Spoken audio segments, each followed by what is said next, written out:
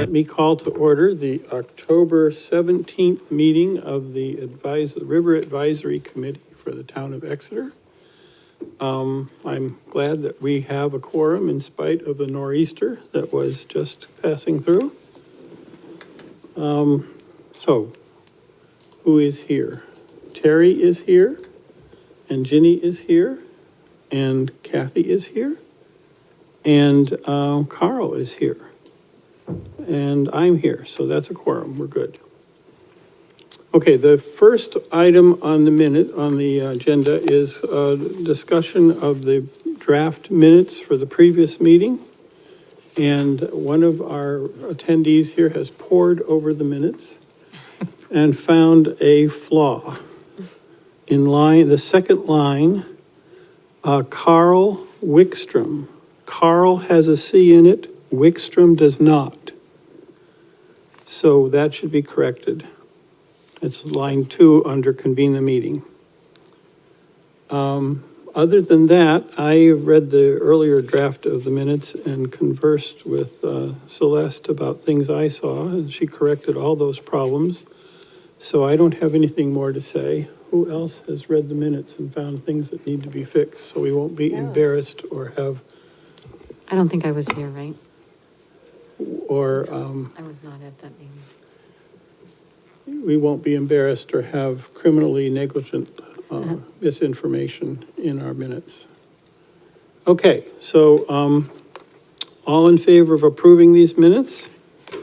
Aye. Aye. All I opposed? abstain. And one abstaining? Okay. Kathy is abstaining.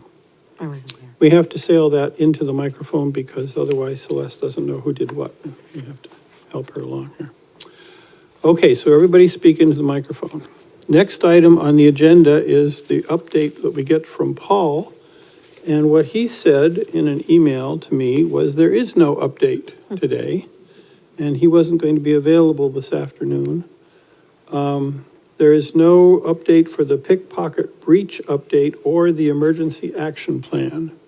But he did say if we had questions, we could get in touch with him and ask them, and he would be more than happy to talk to us. The question on my mind is the timeline. I would have guessed that at some point, this committee would have a role to play in holding informative public meetings in advance of warrant articles that might appear on the Massachusetts, the March ballot. Does anyone have any clarity on that as how the time will unfold? When we should be involved in that? In the pickpocket. Right, which is really I don't know, what is that, December? So we would probably, Well, budget can be with November, right? Right, but I don't, Or, let me just, right.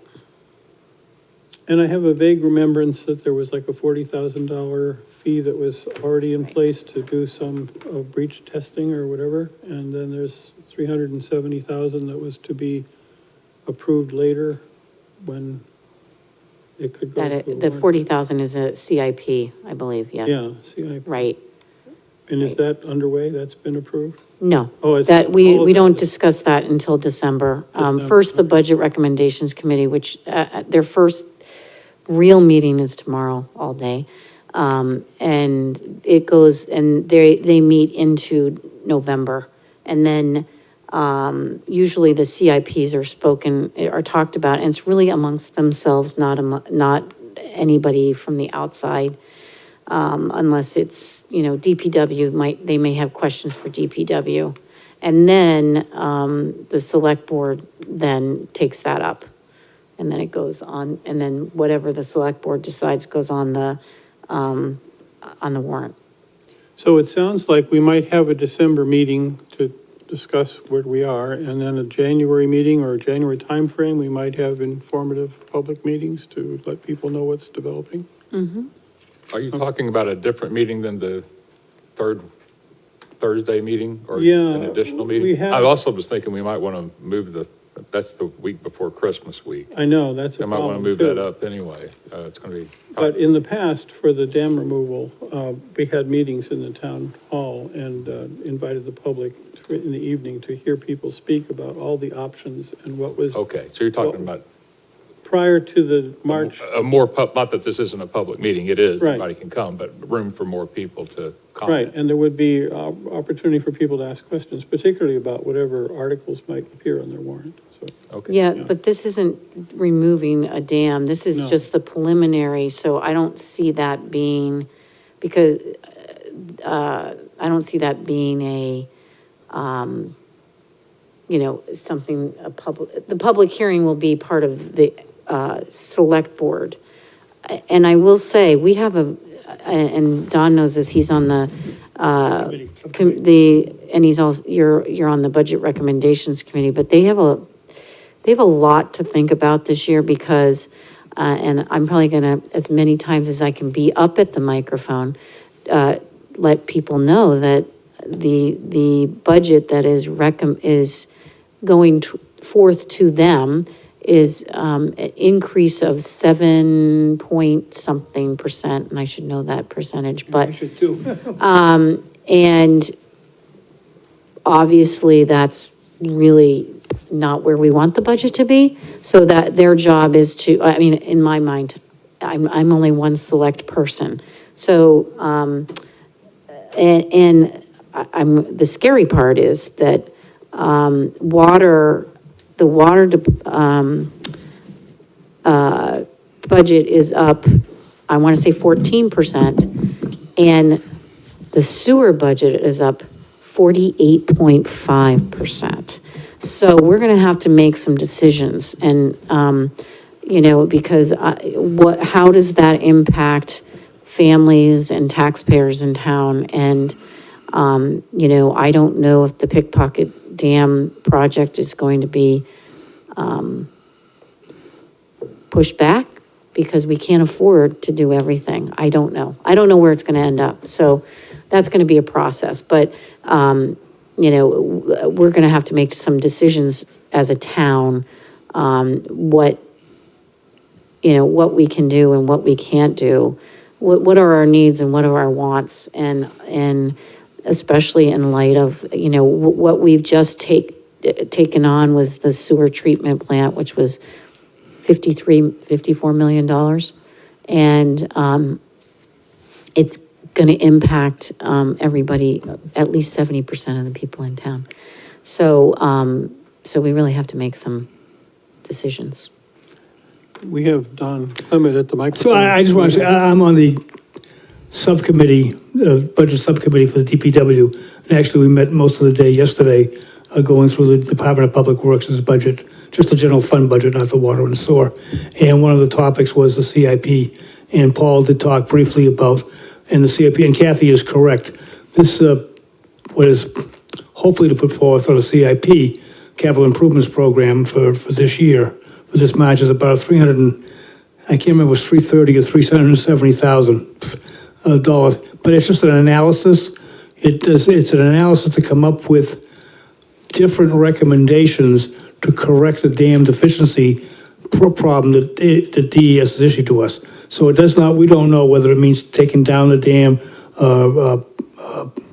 doing different retrofits to the dam, shoring it up. It's just an analysis and study of the different options that could take place and what the ramifications are of the options. So it's not something that, I think Kathy's right, until we have, we know what the alternatives are and what the price tag is, the public, there's nothing to weigh in about because we don't know what the alternative. So Kathy's, so it's just a preliminary step, is this particular budget. And I think the $40,000 you talk about was a capital improvements program warrant article from last year that did the breach analysis this year and the Breach analysis and the emergency plan. So that's already been taking place. Yeah. So that was part of last year's budget. It might have been a budget, not a warrant article. I think it was part of the budget. But anyways, the $300 and something thousand is just for an analysis. But It's, once the analysis is accomplished and there are all these options, well, that's what the then you might analysis go tends to do. you might want to go to the public and say, these are the options, so everybody understands what's on the table. Oh, absolutely, I'm Yeah. sure, Yeah, but it's probably a That year to timeframe- 18 Oh. months out. be a while before we get there. Deep into next Yeah. year, beyond March, for sure. Yeah. Yeah, Oh, yeah. okay. I have a Thank you. quick question. Sure. Kathy, you Yeah. said the 48%, or maybe Don knows the answer, the 48% increase in the sewer, is that sewer budget? Is that getting funded by fees primarily, or is it getting funded? Right, Okay, that's- so yeah, you're talking but about on the fees, It- not out yeah, of the general yeah, operating. but it still impacts Oh, sure. most of the people, and No, I no, think no. we have to look I at it just that wanted way to because kind of it's such clarify a that. huge increase. When you put that into your budget as a family Yeah. or, you know, And it's, the public needs to understand that this is paying for the bond right. that was issued, that was approved by them a couple of years ago. Yeah, You know, that was, and, yeah, and so, it's not like they're all of a sudden wanting to spend this extra money. It's that No. this money has already been spent and borrowed, and we have to pay off that bond. So, Exactly, and so that is really something we're gonna have to work at. have to for the educate them, next- because there's gonna be sticker shock this year and next year. Well, and as a town, we have been increasing, we have thought forward. Sure. And we've been increasing, our sewer fees in anticipation of this, but the increase no. isn't over yet. No, But let's just say Great Bay is much cleaner as a result. Oh, it's So we have, question. so I always say that your sewer goes up, but your sewer is going up because it's doing, not only is it, we are now one of the least polluting towns on Great Bay, we are also powering UNH, which is with the leftover sludge that goes to waste management, and they're creating methane to power. okay, so some using the building. sludge for, So, yeah, so anaerobic it's a very, it's one of the, I think it's a very amazing project that we did, so. Okay. That was a wonderful introduction for the next item on the agenda.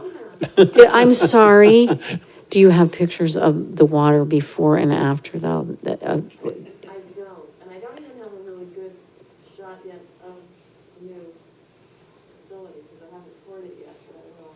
Okay, You realize they cannot hear you because you're not on a mic. you have to go up there. Yes, Well, we you have to have, introduce. oh, yeah, Melissa. it's time for me to introduce Melissa Paley, who is here to discuss, she is the Piscataway waterkeeper, do I say that right? Close, okay, and she needs to be near the microphone so everybody can hear. Thank you for having me. I am Melissa Paley, and, The microphone travels if you want to do that too. oh, I think this is okay. Whoop. Have that? And I am the Great Bay Piscataqua waterkeeper. It's a pleasure to be back here. I spoke with you about, let's see, 9 months ago, six or 9 months ago, and gave a presentation to you about the health of Great Bay and some of the trends that we're seeing in water quality, some of the work that's going on around the estuary, and it was a pleasure to be here then. Actually, it may have been closer to a year ago. It was a year ago.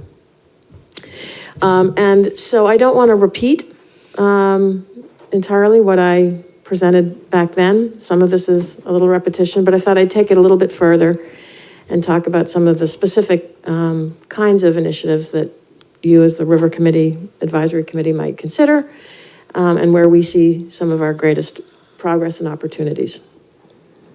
Let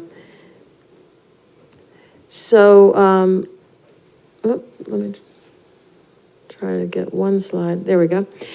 This is, I do have the pleasure of being out on the Great Bay Estuary a fair bit, especially in the warmer weather, not on days like today. I get to see it from many perspectives, sometimes from the water and occasionally from the air. And I think from the air, you really do get a sense of how interconnected this seacoast region is by the 7 rivers, the bays, and the way they connect down to the coast. It's it's very impressive from the air to realize that what we think of as obstacles when you're driving and you have to go over bridges and the traffic gets slow on the bridges and things like that, we really don't have a great sense of how these places are connected when we only see them from these bridges. But it makes a whole lot more sense when you see it from the air or from the water.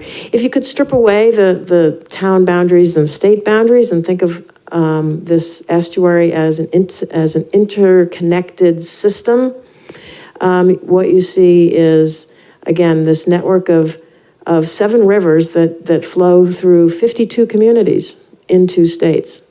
And we have 10 communities on the main side that flow into the Salmon Falls River and down into Spinney Creek and Spruce Creek on the main side of the Piscataqua River.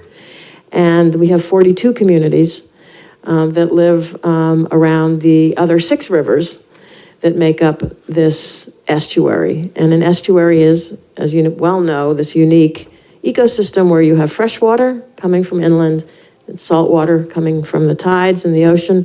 And where that mixing occurs, it creates a very unique habitat, a very rich habitat, a place that's really the source of about 70% of the commercial fisheries in the Atlantic get their start in places like this. And the Great Bay Estuary has been designated, recognized by the U.S. Environmental Protection Agency as one of 28 estuaries of national significance in the United States. So you think of a small estuary like this and a very big estuary like Chesapeake Bay, Narragansett Bay, Casco Bay, Massachusetts Bay. These are all estuaries, but our small Great Bay Estuary here in New Hampshire and Maine is recognized as having national significance, and it is therefore there's a collaborative work group called the Piscataqua Region Estuaries Partnership that is funded by EPA to study the health of the system.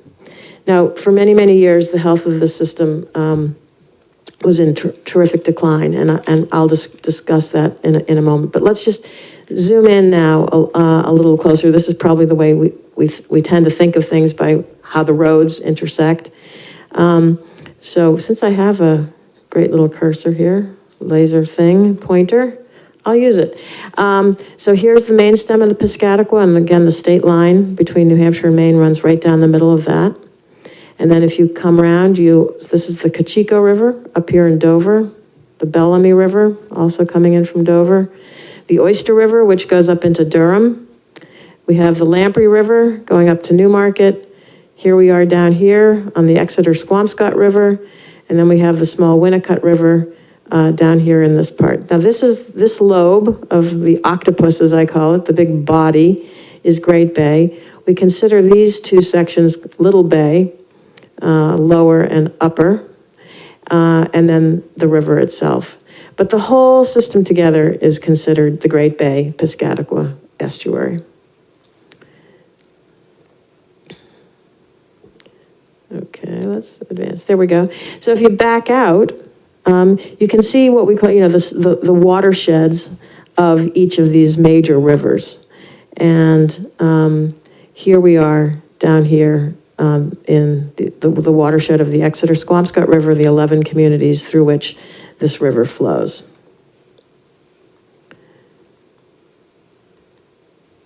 Hello. Okay. Nope. Sorry for my, okay. Seen from the air, this is the mouth of the Exeter Squamscott River. And you probably all recognize this is the railroad bridge. I'm sorry, the 108 bridge that runs from Chapman's Landing through in Newfields. And here's where the Squamscott, where the railroad bridge is that carries the train, the C3 propane. And then on into the southern end of Great Bay.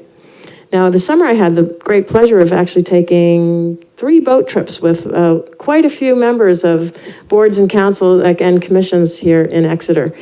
We had conservation, select board. In fact, Warren Biggins from PEA was on the trip. Dave Sharples. We had a really terrific chance to take a lot of folks from Exeter out on the river. And we actually came from where the boat stays down at the Great Bay Marine and came all the way under the bridge and then turned around in here. It wasn't quite high tide, so it's quite shallow in there. But it was really great to get under the bridge and into this mouth here of the Squamscott. I do a lot of different things on the Waterkeeper boat. In fact, Saturday morning, I'll be back out here with this gentleman, Dr. Fred Short, monitoring eel grass in Pepperell Cove and Portsmouth Harbor. So I use the boat for education, for outreach, for trips like those I took with your colleagues this summer, for science, monitoring, and all sorts of things. Let's talk for just a minute about eelgrass, because eelgrass, when you ask how's the health of the estuary, we do generally talk about 2 indicators, eelgrass and oysters. Eelgrass is one of the foundational species of healthy estuaries here in Great Bay and really throughout the world. In fact, there are many, many species of eelgrass, but the one we have here, Zostera marina, when healthy, is found in vast carpets along the bottom of the estuary, and eelgrass provides many different ecosystem services, many benefits, ecological functions. Because it's a green photosynthesizing plant, it produces a lot of oxygen, and that oxygen is really the basis of healthy fish, shellfish, and other marine organisms. The blades of eelgrass can be anywhere from a foot to 2 feet and more in length. And because they're so long, they actually act as, they break the velocity of the currents and the waves. They slow the water, calm it down, let the sediment filter out, and the roots of the plants hold sediment in place. And that's a very important ecosystem function here in the Great Bay, where we have very, very swift currents and tides. You may have heard that the Piscataqua River has some of the swiftest currents anywhere in the continental United States. Second, maybe only to the Hood River in the Pacific Northwest. So we have tremendous amount of fresh water meeting a whole lot of salt water through a relatively narrow channel. And what that means is it speeds up, it goes very quickly. So those turbulent tides and currents in the system stir up sediment very significantly. And the eelgrass is extremely important for breaking the velocity, slowing those currents down, and holding that sediment in place. We unfortunately have lost about half of the acreage of eelgrass in our Great Bay estuary, and even more significant, we've lost almost 80% of the biomass. So in areas where we still have eelgrass, it's thin, it's not lush, it's not healthy. It can be affected by different kinds of wasting diseases, and it also is outcompeted by algae, phytoplankton, and seaweeds. And so what happens is, because of our water quality conditions here, which I'll describe in a moment, we have a lot of nitrogen, a lot of nutrients coming into the system. The algae and the seaweeds think that's great. It's like a lot of dessert. They proliferate very rapidly, and they outcompete the eelgrass, which really needs clear water with a lot of sunlight penetrating in order to grow well. So that's what we have in our system in many areas. We've had about a 15 to 20% increase in the amount of seaweeds in the Great Bay over the recent decades, and it's forming mats in some areas, really strangling the eelgrass, making it impossible for it to reproduce. And then when the tide goes out, we get these big stretches of slimy green stuff growing along the shore. When that decomposes, it sucks the oxygen out of the water, making it even harder for the fish, shellfish, or other organisms to survive. So that's what we're looking at here in terms of eelgrass health. We have lost a tremendous amount of, come on. I'm not sure if I'm pointing at the computer or at the, but neither is working at this point. There we go. No, that's not where I wanted to be though.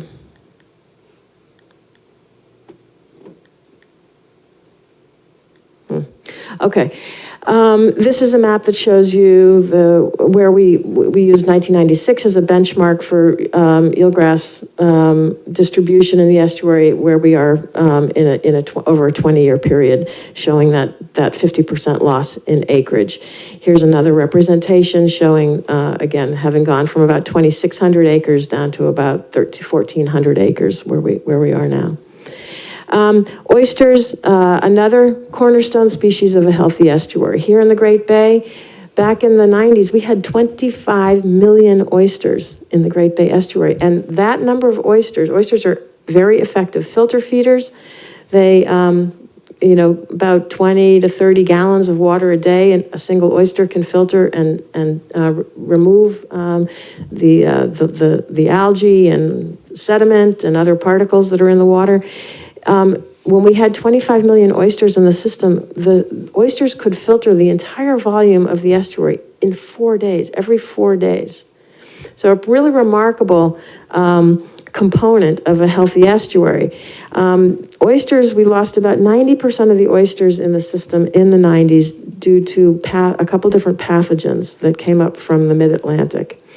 And so we're down to about 1 million oysters now in the estuary. There are still some native reefs that you can actually go and collect. You could get a permit and collect oysters, but we have lost the tremendous filtration capacity. So the oyster loss combined with the eelgrass loss is really what's at the root of this estuary being seriously out of whack.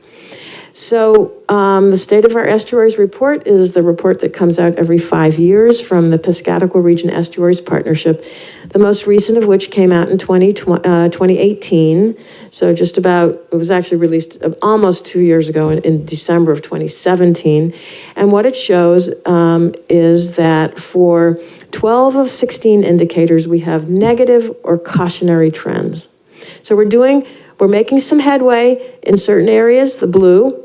We have some negative trends in the red, and the yellow is where we have cautionary, where we're not sure if they're really going. They're not going well, but they're not so clearly negative that they're in red. So this one of the high-level messages from the State of Our Estuaries Report is that nutrient loading, nitrogen in our case, is still a critical stressor. We are making some improvements, but it remains a pollutant of tremendous concern. And according to thresholds of nitrogen in estuaries throughout New England and the Northeast, our estuary has 3 times more nitrogen than what it should in order to be healthy.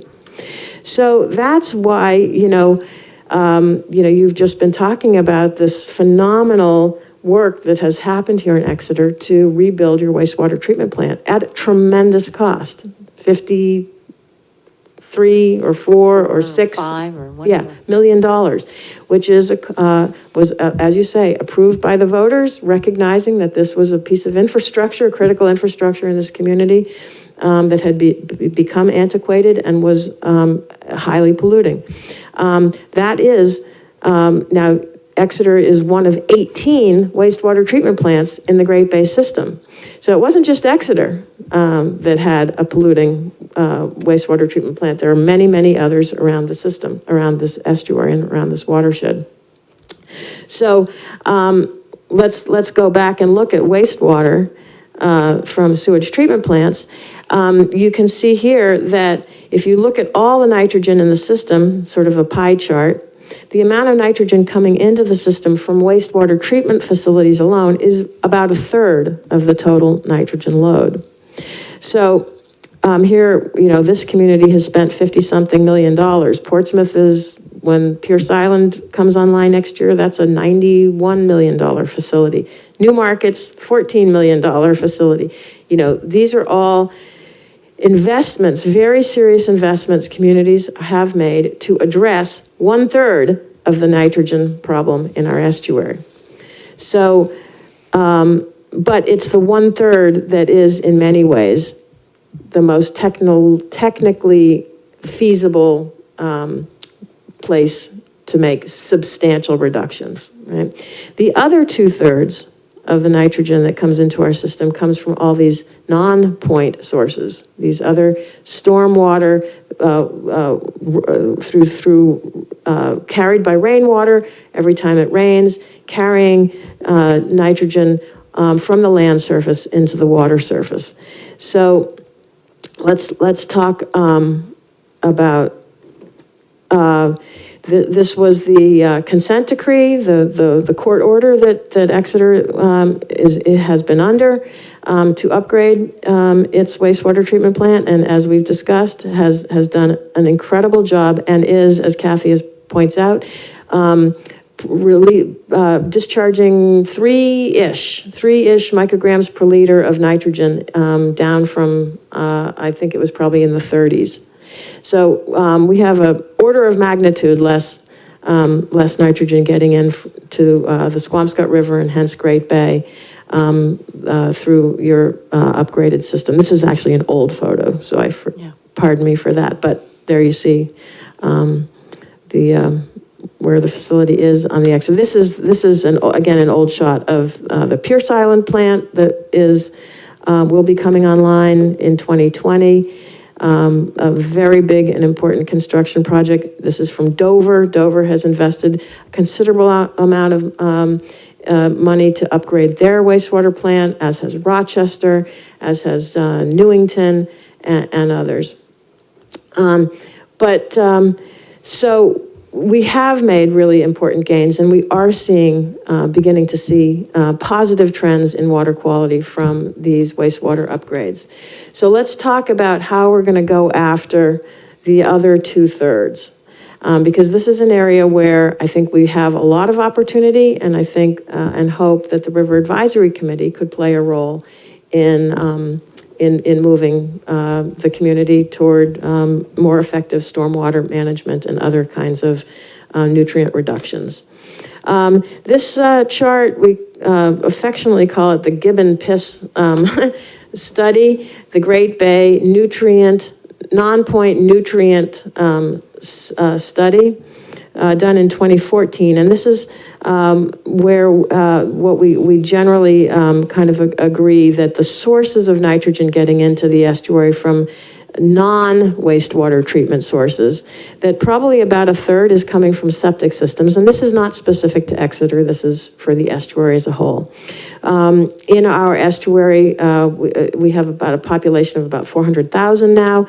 About half of the residents in the Great Bay watershed are on septics. They are not on wastewater treatment plants. Now, septic systems are effective at reducing bacteria and breaking that down so that it doesn't get into your drinking water supply, but they really are ineffective at breaking down, utilizing nitrogen. Nitrogen generally flows straight through a septic system and into a receiving body. We think that about 1/3, and when I say we, I don't mean me, CLF, the waterkeeper, or anything. This is a study that's is part of the Piscataqua Region Estuaries Partnership. So these are widely agreed upon percentages. About 1/3 of the nitrogen that's getting into our system is coming from the atmosphere. It's actually settling onto land surface. It's nitric oxides that come from tailpipes and smokestacks and other things that get into rainwater and come down on the ground and settle on land surface. And then that gets picked up and carried into water bodies in the rain. We think that about 25%, 27% comes from lawn fertilizers, golf courses, and so on. And that perhaps 10 to 15% comes from pet waste, which is quite surprising, but there are a lot of animals and a lot of pets in our area. And if people don't pick up after their pets, it really does move right into our waterways. This is a little cross-section of a septic system, and waste comes from the house, the solids settle in the tank, and the liquid portion goes out into the leach field. But the nitrogen is very water soluble, and it pretty much just flows right through the leach field and on into the nearest receiving water. Unless it's, if it doesn't have a chance to really go through any soil microorganisms, plant roots, and so on, it's not really broken down before it reaches a water body. Lawn fertilizers, oftentimes people think if a little bit is good for your lawn, then a lot of it is better. And as we know, it really is not the case. And much of it, especially if it's applied at right before rain, is picked up and transported very quickly into receiving waters. Buffers, people with shorefront oftentimes want to have as much of a view, as much of an unobstructed view as possible, and remove vegetation from along the shore. That is a big conduit for lawn chemicals and other runoff. Pet waste we've described. So yeah, here's a chart of population growth in our estuary, about a doubling since, if you look at from we're up about 400,000 now. We were in 1970, over the past 50 years, our population has just about doubled. So what happens when we get population growth is that we change the landscape. We tend to pave more of it, we build more roads, we build houses, we build more workspaces and corporate campuses, and all of that serves to sort of harden the landscape and reduce the ability of rainwater to filter into natural forested soils and landscapes. And it runs off more quickly, it picks up more pollutants, and really that's sort of why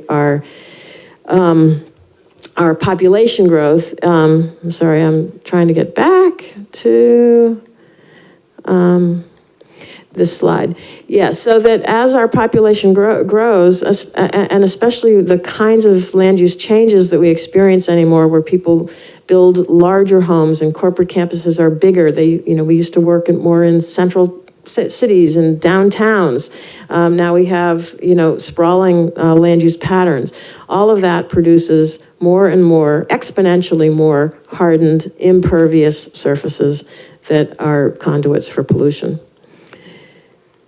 This is a really, really terrific report if you haven't seen it yet, but one of the things that comes out of the Piscataqua Region Estuaries Partnership every 5 years is what's called the PREPA reports, the Piscataqua Region Environmental Planning Assessments.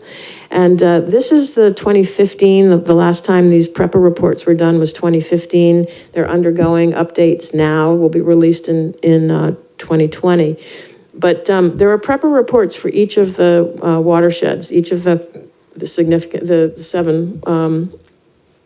each of the seven, I believe, sub-watersheds in the estuary. And there's a lot of terrific information in this PREPA report about, very specific to the Exeter Squamscott. So for example, let's look at, we've just been talking about impervious surface. Now there's this 10% rule that's kind of a widely accepted threshold that when a watershed goes from being forested or undeveloped and becomes 10% impervious, there's a big change in the health of the rivers and water bodies that happens when that 10% impervious cover is achieved. And so our goal is that all communities would have less than 10% of their watershed impervious. And if you look at the Exeter Squamscott, what you can see, and now mind you, this is 2010 data. Okay, so this is pretty old. This is 9-year-old data at this point. But we have 4 communities 5 communities that have exceeded by 2010 this 10% threshold, including Stratham at the top end, Exeter right here, Kingston. Oh wait, no, I'm sorry. Yeah, Kingston, and Brentwood, and Sandown.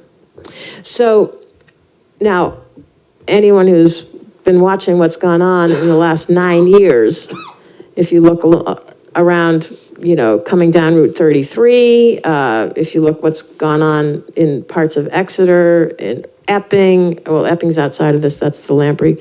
Anyway, the amount of impervious surface is not going down, right? The development has continued apace in this region. In fact, this watershed is one of the fastest growing watersheds in the state. So when this report comes out in 2020, I think what we'll see, sadly, is that these bars are even higher than they are now, and that more communities that have been below the 10% impervious threshold are now above it. So how do we reduce pollution from all these from stormwater runoff? And there are many, many ways to do it. And some of these ways are ones that Exeter and other communities in this region are doing a really good job at already. Things like land conservation are really, really important ways to prevent development in critical, ecologically significant areas, and forever prevent those from becoming impervious, so that land is always available to filter water and to keep it relatively pollution-free. Better buffers. This is a really significant and very important opportunity to improve the health of our rivers and the estuary here. There's a new report that came out of the Great Bay National Estuary and Research Reserve, Gibner, right down the road in Stratham here, recently, called Buffer Options on the Bay. It's a very thorough report that looks at the ways in which buffers and the size of buffers that are necessary to prevent runoff. And generally speaking, 100 feet is considered would be optimal. Now, I know we have, in shoreland zones and so on. Those numbers can be larger or smaller depending on local conditions. But better buffers are, next to land conservation, are one of the most effective things we could do to protect wetlands and water bodies. Stormwater infiltration is also basically all of these things that we're talking about are infiltration. How do you get water to soak into the ground where soil microbes, roots, and plants can utilize the pollution, the sediment filters out, and so on. So land conservation and buffers are ways to do that with natural landscapes. Stormwater infiltration means rethinking how we build our streets, how we manage runoff, what happens with water when it runs down storm drains, how to get that water off of our paved and hardened surfaces in ways that prevent pollution. And I'll talk a little bit more about that in a moment. Reducing fertilizer and pesticide use, again, a very obvious, if we just don't use it, we don't have to try to remove it. Exeter, for one, has a fertilizer restriction in your aquifer protection in your shoreland zone. So that's a really big step. We need to get other communities to be doing the same. Again, better septic codes. We have a lot of, I'm not sure what the percentage in Exeter is here, but I know you're the Squamscott Exeter River Advisory Committee, so you're not just focused here, but there's probably, sounds like maybe 30% or so who are not paying into your sewer rates that are presumably on septic. So stormwater management, there's many, many different ways, and because Exeter is, and many of the other communities here are part of the MS4 requirements of the Clean Water Act, the municipal small separate stormwater system. You are doing and will be doing a whole lot more by necessity to manage stormwater. But there's many ways to rebuild wetland buffers like this in Portsmouth. This is a Dover practice. Just a simple grassed swale in many cases is the lowest tech way of collecting runoff off of streets, getting it to soak in. It doesn't necessarily need to be a complex rain garden or anything like that. Sand filtration mix below, underneath this grassy swale can provide a very high rate of pollutant removal. And it's very easy to maintain. It doesn't take any special equipment or staff. Dover is really doing tremendous work to figure out some low-cost ways of removing nutrients and pollutants. Isn't this a very common scene, right? A paved driveway so water sheets off the driveway, picks up whatever lawn chemicals, the oils and greases that came from the car that sat on the parking lot all night, and then it rains and it goes right down into the storm drain. That storm drain probably either goes to the nearest river or stream, does not have any treatment. So, you multiply that by a couple 100,000 households and you get a lot of pollutants. It's as simple as, in this case, just turn the gutter 90 degrees so that the gutter doesn't send that water sheeting down the paved driveway. It sends it off onto that little grassy area. The water slows down. Some of those pollutants, are soaked up by the grass and the roots, and you have much less volume, much less pollutants that end up in the storm drain. Super simple. There's a lot to do with educating folks to not put oils and other things, pet waste and cigarette butts and things like that, because again, they're going to all end up right down that storm drain. We do a lot of, I'm not sure why this slide isn't in here because, but anyway, it's much better to keep the stuff out of the water than to have to pick it up after. And I spend a couple days every summer doing things like this, and I hope eventually we don't have to do things like that. Land conservation, I just pulled this off of the Southeast Land Trust website. Land conservation in this area, and then I think this is down here along the Squamscott, this is along the Lamprey. The Land Trust here is, in this region is just doing incredible work. So I think one of the big successes we've had here is in land conservation. Exeter has really taken a lead through the Healthy Long Clean Waters program, and has a fertilizer restriction in the aquifer protection and shoreland zone. So that's great news. We need to extend that again to other communities. This is the map of where those prohibition areas are here in Exeter. I know that's been amended to allow PEA, I think, to fertilize on their fields in the spring. But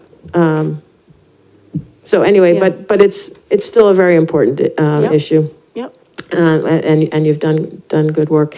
The dam removal here, less of a water quality improvement probably than a habitat one, but surely the impact for the health of the river has been profound. Other communities, I know you're looking at Pickpocket now too, but we have Durham looking at removal of the mill dam on the Oyster River. This has been a great model for many communities to improve the health of the estuary. This was your bond, the town's right, the bond to approve your wastewater treatment plant, and I'm thrilled that the town has moved ahead to develop a sustainability coordinator here that can look at all kinds of different ways in which this community can do a better job in protecting water resources, saving energy, and being fiscally responsible. So I think, again, there's a lot of very positive things happening here in Exeter. I believe the Lincoln Street stormwater management is on the schedule. It's been finished, it was finished. It's finished. It's called something else. It's called Kimmons Brook Project now. Oh, okay. It's scheduled, Can we get the microphone for him? Oh, yeah. So otherwise our, You want to talk about? well, to continue, I can. Okay. our recorder won't get it unless it's on microphone. I think between this project and your nitrogen control plan, that is, maybe you can talk about the status of the, I won't put you on the spot, but. No, don't put me on the spot. Okay. Anyway, I think there's a lot in the works here in Exeter to make some significant headway on stormwater nitrogen reductions through improved stormwater management. So that's exciting to see, and I hope that the River Advisory Committee can stay abreast of those initiatives and make sure that the town is meeting its obligations and really moving the ball down the field. I thought this was quite interesting. I'll show you, I think these are my last few slides, from the PREPA report that I spoke of earlier. And it's, again, every 5 years, these questions are asked of all the municipalities within each subwatershed, so that you can really begin to see what some of the priorities might be, what specific ordinances and practices should towns be prioritizing in order to be better stewards of the estuary. So on stormwater, now again, this is a little old, so there may be updates to this, but I want you to really keep your eye out for this report when it comes out in 2020. And it will help to direct where some of these municipal priorities could be on stormwater management. Here's one on buffers and setbacks. It looks like Exeter is doing quite well on this, probably because of the code that you have with fertilizer reductions and so on in your shoreland zone. Climate change. How many communities are really beginning to seriously address the impacts, the water quality impacts that we're already seeing and we will continue to see as our storms become more intense, more frequent. We have less of an issue here, obviously, but when we have storm surge and sea level rise, you may begin to see some of that or are seeing some of that in the low-lying areas along the Squamscott, but this is a significant issue for many communities around the estuary. Just to say, we're seeing more and more scenes like this on king tides, when we have astronomical high tides. I think we have one coming up at the end of this month. Even if they don't coincide with storms, we have low-lying flooding, and even on sunny days in Hampton, this happens to be Hampton. But there's no question that these kinds of changes will become more and more obvious in our region here, where we are blessed to have so many water resources, and where we will need to be very mindful of how we adapt as these conditions change. So that's what I have for you today. I think there's no substitute for people being engaged, being knowledgeable, getting out, speaking out, voting, and expressing that they care, because it's these rivers and bays that really make this region the spectacular place that we get to live. And we owe it to, I think, to those here now and those who follow to make it more than a pretty picture. It's kind of easy to take beautiful sunset shots, but my feeling is that if it's only pretty and it's not healthy, then we haven't done our job. Thank you. Thank you very much for this talk. Question, Jenny? Is there Speaking on the microphone. is there a guide or a rule of thumb that for every square foot of impervious surface, X amount of stormwater is generated? I mean, I'm can sure you- there are. I'm not an engineer, but I think that there There are are very clear equivalencies, known factors for this type of land use produces this kind of runoff. So there's a tremendous body of knowledge in the engineering community about exactly what kind of land uses generate what kind of runoff. So that would come under, any type of review would come under the DPW, Department of Public Works, in their review of a project? Well, I think a lot of it probably comes from your planning board. So, when a development project is being reviewed, is it, there's a stormwater analysis. I presume that you're trying to get no net increase in stormwater, so that means if you have a development project, and there's going to be a certain amount of impervious cover and change to the landscape as a result, it's incumbent upon the developer to figure out where that water goes, how it soaks into the ground so that it doesn't leave the site in greater volume than it did pre-development It's a regulation, in your planning code. I think it's a state regulation, actually, that doesn't allow any increase in stormwater runoff in any project. I wasn't aware it was state, but that's, I'm pretty sure it is, but I might be wrong. I hope you're right. Do you know how effective things like porous asphalt pavement is on reducing this impermeability impact? Again, I'm not an engineer, but my understanding is that porous pavement works well in low-impact settings. So it's not a great, what happens with porous asphalt is it's designed to, so that water can soak into the ground, and in areas where the roads get salted and sanded frequently in the winter to make them safe, that sand and salt clogs the pores of the porous Yes. asphalt. So in a road context, I don't believe it's effective, but in parking areas and so on. So for example, the Lowe's parking lot up at the old Sylvania development where what is it, Walmart and Target Target, and yeah, Lowe's. yeah. So they have, about half of that parking lot is porous asphalt and half is conventional. And I think it's working relatively well. It has to be vacuumed frequently. So you need special equipment to do that. So as far as cost effectiveness, I'm not really sure how it falls. There are, again, other experts who could answer. I believe it's cheaper to install, but expensive to maintain. Yeah. We have two installations in Exeter, one at Northeast Dermatology.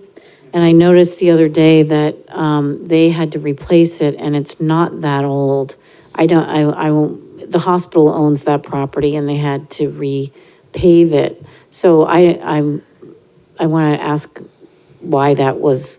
There's also one, it's now it's on Epping Road. It's a spinal rehab place, right across from Jaguar, I want to say. Okay, I'll tell you a secret. So my husband and I are fascinated by porous pavement. So we're coming back from going out one night and it's pouring rain. And so we go, let's go see how it's working. This is the fun that we have in Exeter, okay? And it's quite exciting because you see all the ponding on all the other roads. And there's just nothing. It's, it almost looks dry, but it's not, obviously, because the water is going right down into it. So I have seen both of those properties, and they seem to work, but it is expensive. It's much more expensive, and it only works in certain situations too. Because as a planning board, we tried to get that in, but you can't, it's very difficult. I think we might have another one. I don't know if we ever ended up doing it at the old VFW. That was supposed to be porous, but I don't think they could do it because of the wear and tear, UPS trucks going around. I know that we did some, I want to say is there porous concrete or something over at Meeting Place? There was something there. But we've tried to do that sort of thing, and I do know that we have changed our stormwater regulations as well. We did that as part of the MS4 with the planning board. Obviously, we did Healthy Lawns, Clean Water. That was a great initiative and very positive. And I know that Kristen Murphy presented to the select board. We've done a number of studies. UNH kind of likes to use us because we are a community that actually gets involved. People show up. It's really nice. And so there's been a number of things that have been done, and we're in the process of putting them somewhere so that people can see all of the studies that have been done. And we've done some, Dawn knows better than I have all the different studies that we've done. Been involved in many of them. Yes. Okay, I can address. Yes. Yeah. Thank you, great presentation. And this answers to your question about, has there a study been done of how much, when you Pervious pavement. pervious pavement, pervious, you create a development and you replace the impervious. We've got two studies on that, and very specific to Exeter. The Cape study, which is climate adaptation for Exeter, which was done by Dr. Paul Kirshen from UNH, was a study that has modeled almost all of the outfalls in Exeter. I actually did it both ways, pre-dam removal, pre-dam and post-dam, so we don't have to do pre-dam anymore, but he's got the modeling of how much stormwater, what the velocities are, what the capacities are. Also, Dr. Rob Rosine, working in a private capacity, I can't remember, Waterstone Engineering, did a study in Exeter called WISE, which is the Watershed Integration for the Squamscott and the Exeter, which is a combination of Exeter, Stratham, and Newfields. And that, again, is models of what the impact is when you develop, because different buffer areas have different values, whether it's grassland or woodland, and he's modeled that so you know from the models, if you go into a development and you produce X amount of impervious surface, what that impact is. So again, very detailed, very engineering, very smart people, and that's part of the project that Kathy mentioned, that we're trying to break out so that people understand it, because it's just so data intensive. I mean, especially Dr. Kirshen's But that Cape would study. be addressed at the planning board level, at the planning department level and at technical review committee. Some of Dr. Kirshen's information study has been utilized by the Department of Public Works engineering staff. So it has been used in some extent when we try to model when they come in and do a review. So, but we have that information. We need to make better use of it. It's so much of it. Yeah. It hasn't filtered down to the boards and commissions, so That's part of the project that Kathy talked about. That's what the project, I'm become associated with that. It's Amanda Stone from UNH is working with the town, Kristen, a couple of planning, Allison. People from Conservation Commission, to try to break that out, to bring to the boards this knowledge, information, so they can utilize it. Okay. Can you make the case that permeable highways are safer? Because it doesn't pond and doesn't, There.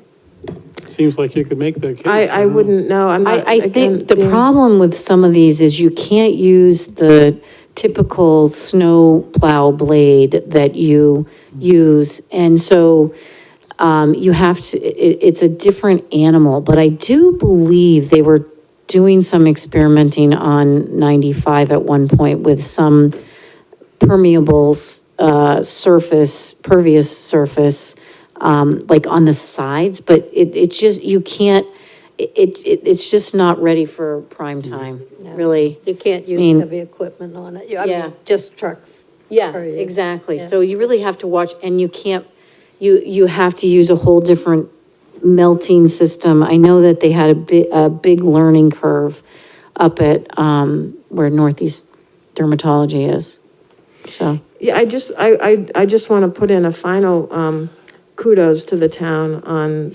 passing the sustainability coordinator position, because I think that could be a really effective We way. haven't passed the No, not coordinator the coordinator, but position. You've established the sustainability committee to develop recommendations, correct? Right, yes, and we actually just got a grant Grant, from right. the Coastal Resiliency, I forget their last. It's, yeah, through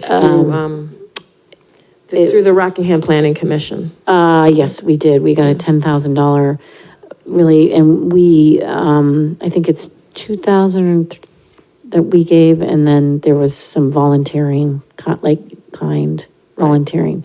Like we did with the the fertilizer as well. That's how we did that too, so. Yeah, my point simply being that this could be a way to really bring this kind of information together to figure out how to make it more available to boards and commissions so that it's not sort of tucked away in, one department here and another department there, but it's available across town to, really become more available and a higher impact. I have another question or two. The eel grass, if we were to have a magic fix, what's the amount of time to recover for how quickly is it just a season, or is it several seasons? Would it take years? It took, 20 years to knock it out. Will it take 20 years to come back? It's a wonderful question, and I think very interestingly and anecdotally, we actually just flew, the whole estuary will have updated eelgrass maps this coming year. But we are anecdotally beginning to see eelgrass recover in certain areas where it had been lost. For example, just downstream of the Dover wastewater discharge. I actually don't know if it was seen this season, but last season, it was very clear that there was some rebound of eelgrass beds in that area. Now, Dover has significantly improved the quality of their discharge. Water quality in that stretch of the lower Cachico, where it meets up at the Piscataqua, is somewhat improved, and the eelgrass looked like it was rebounding. We're seeing, again, anecdotally, we're seeing some eelgrass in parts of Little Bay where it hadn't been seen for some time. We're very eager to see what happens at the mouth of the Squamscott and the Lamprey, now that these two systems have been so magnificently upgraded. And actually, in 2 weeks, I'll be out on that waterkeeper boat doing the transects of the seagrass net sites in Great Bay that have been continuously monitored for 35 years now. So we're very, do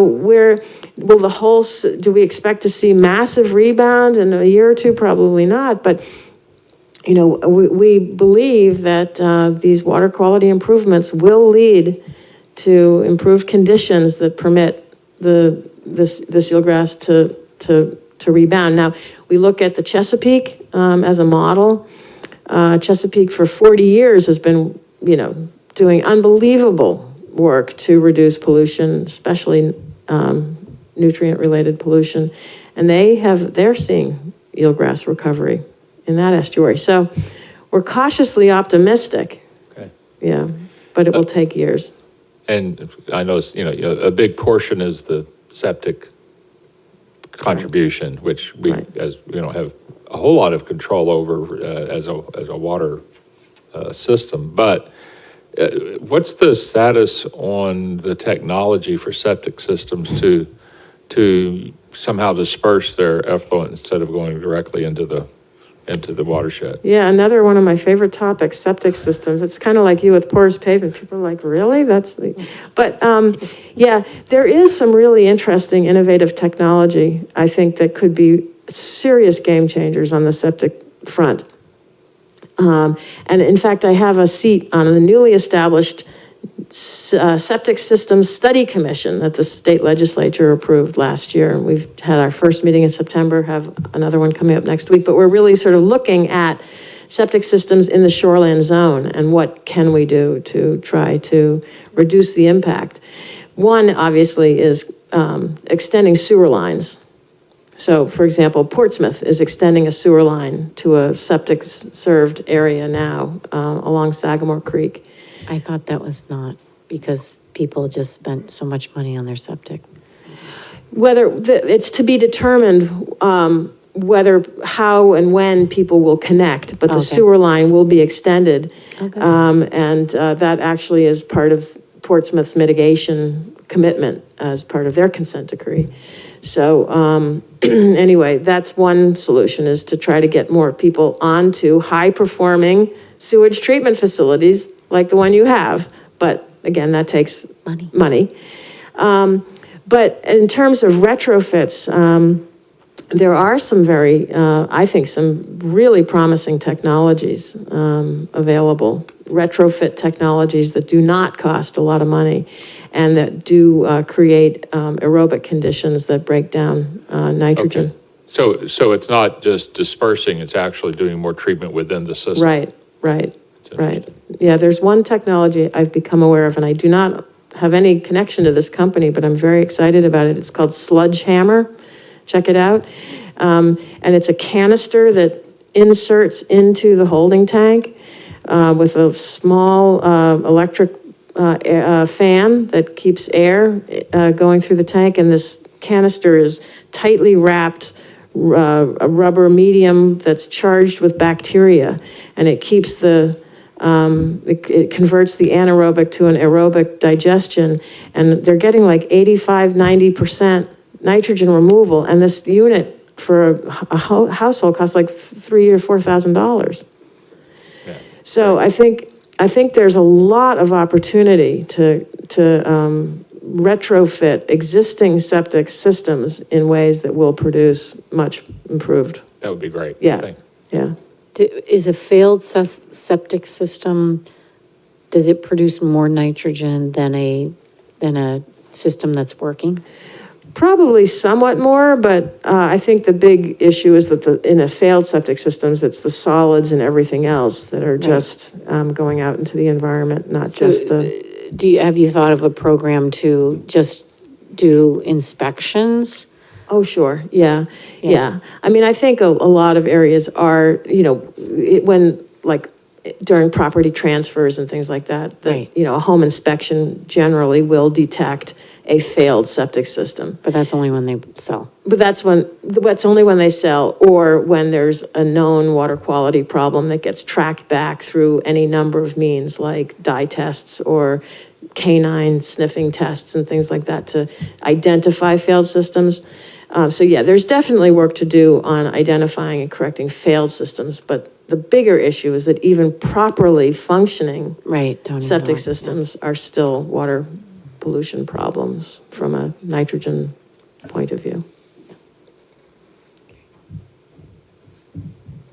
Oh, go ahead. So it was a year ago that you came, and I'm hoping that you can come again next year to update us and maybe learn about the eel grass, hopefully coming back.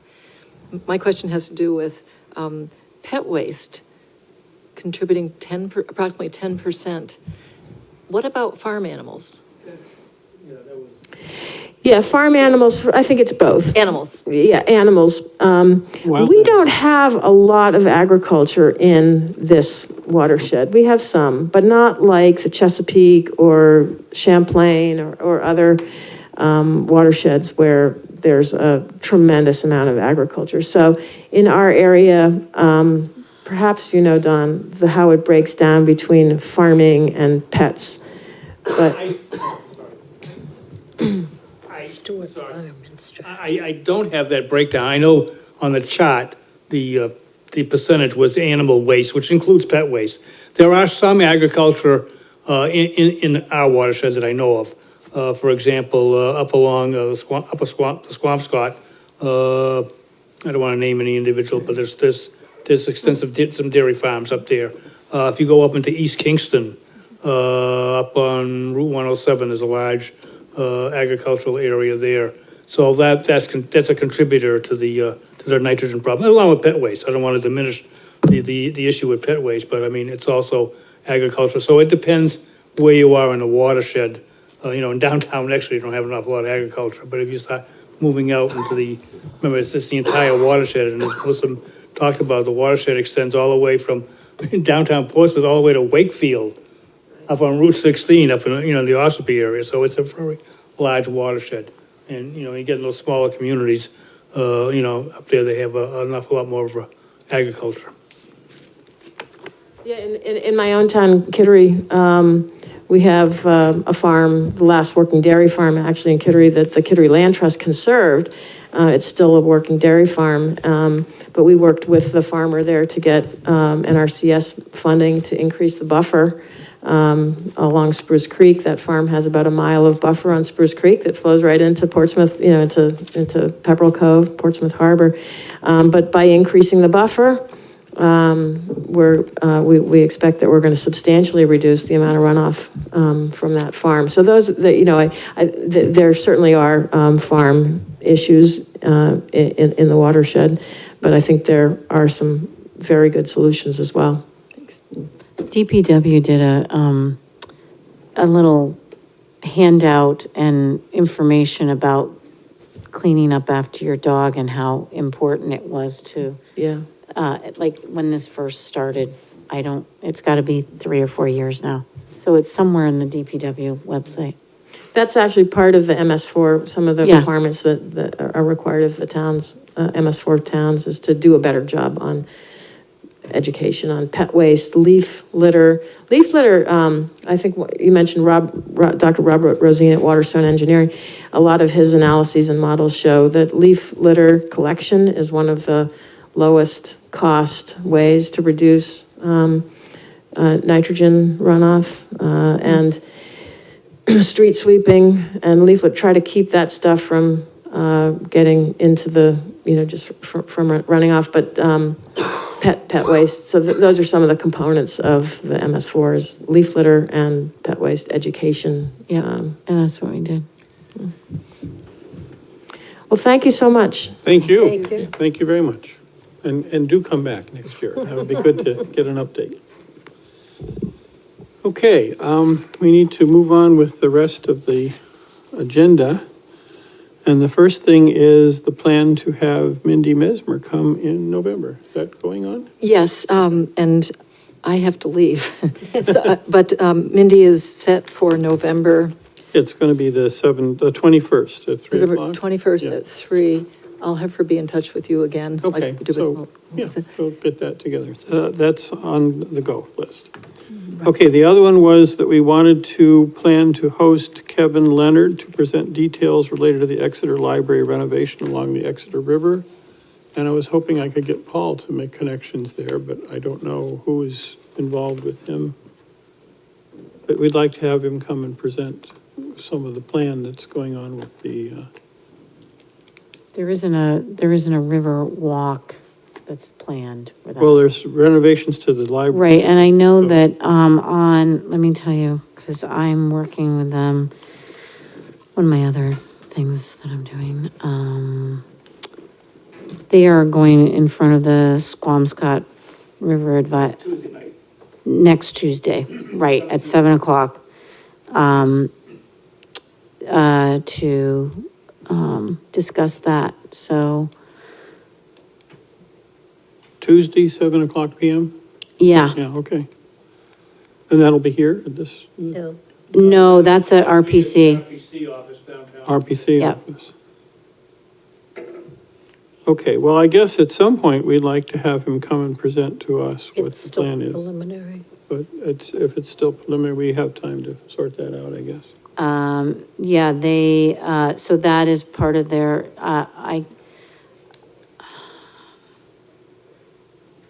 I mean, I guess I could ask them. Kevin Leonard he's the civil engineer on that? North Point Engineering. Yeah. Okay, because I've only been working with, the architect, so, I don't know Kevin. Okay. Next item is updates related to our collaboration with the Sustainability Office, but unfortunately, our person from the Sustainability Office has just left. That's still a way to. Yeah, I think that's downstream, but in any case, Terry is our contact, and she has had to leave. Okay, updates related to how our community is supporting the master plan directives. We've addressed that a few times. Is there anything anybody want to update? All right. And updates related to the proposed river viewing site near String Bridge. We don't have anything to, That's done, isn't it? well, it's sort of, we're going to talk about a sign Oh, and okay, putting something yeah. together that would attract people, and I think that we need to talk to Paul about that, because I think it would be Public Works that would have to work on that, right? Don is looking at me. No, I just, sorry. Okay.